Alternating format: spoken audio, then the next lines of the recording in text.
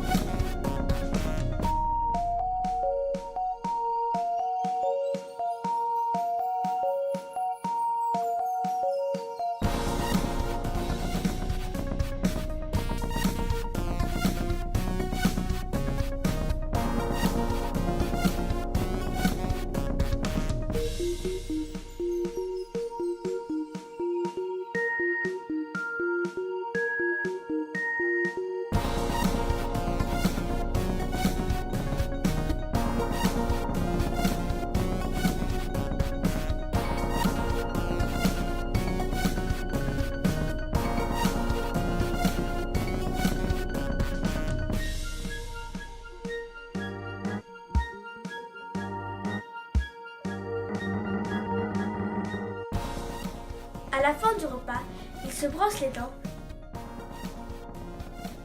ou plutôt, il aiguise son bec sur le toit en zinc de l'église pour que son bec soit bien pointu.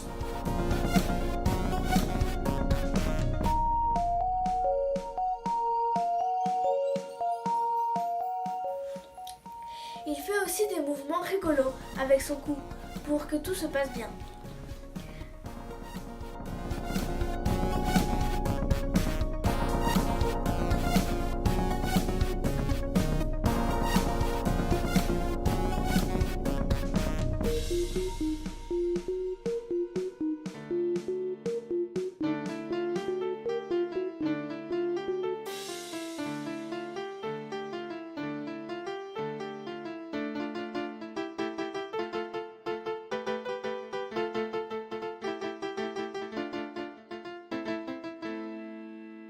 À la fin, il fait un petit caca qui tombe n'importe où et il repart.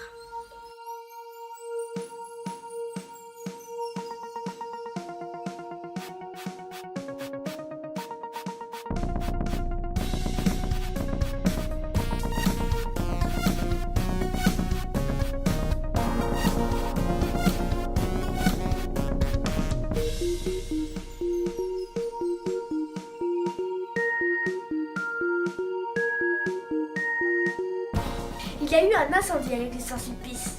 C'était en mars 2019. Cela a fait beaucoup de fumée. Une porte de l'église a bien brûlé, ainsi qu'un vitrail. Et ensuite, les faucons sont partis. D'ailleurs, les corbeaux en ont aussitôt profité pour manger les restes du nid des faucons.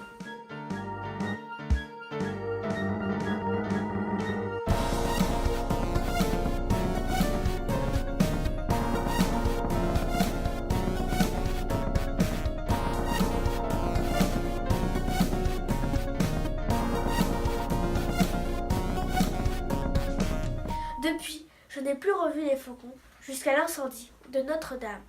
Mais on peut voir aujourd'hui encore les faucons pèlerins en haut de Saint-Sulpice. Comment observer le faucon pèlerin à Paris? C'est très simple. Il aime bien dépasser d'un promontoire et observer ce qui se passe autour de lui. Il ne bouge pas beaucoup, mais on le repère surtout parce que ça fait un petit point noir ou blanc là où il ne devait pas en avoir dans l'architecture. Mais avant tout, cela s'entend.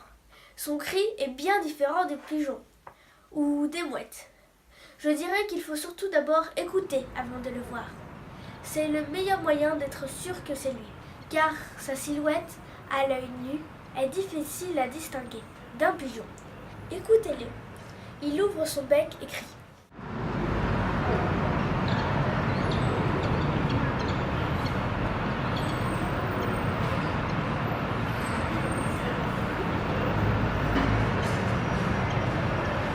deux images, on l'entend bien. Le son arrive une fois que son bec est refermé, car il est à environ 150 mètres et le son met du temps à arriver. On peut aussi le voir en plein vol. Ce n'est pas facile de le distinguer d'un pigeon. Le pigeon bat plus des ailes alors que le faucon plane plus. Le faucon profite des courants d'air.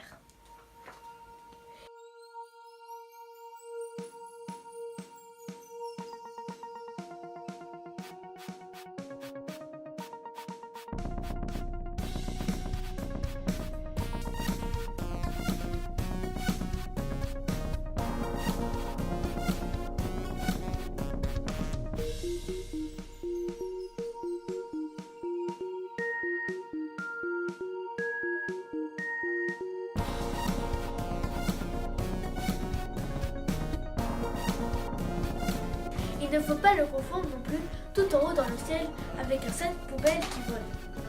Enfin, il y a un petit truc.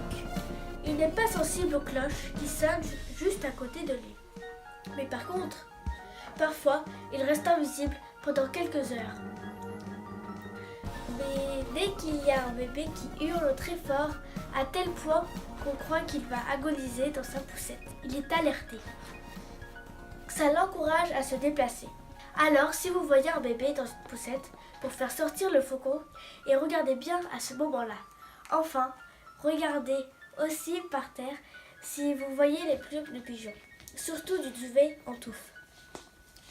Plusieurs plumes ensemble, ou carrément juste des parties de pigeon comme les ailes. C'est que le faucon pèlerin vient de manger et qu'il n'est pas loin. Regardez aussi en haut. Si vous voyez des plumes qui tombent, comme de la neige ou des saletés qui tombent, c'est que le faucon est en train de plumer son repas.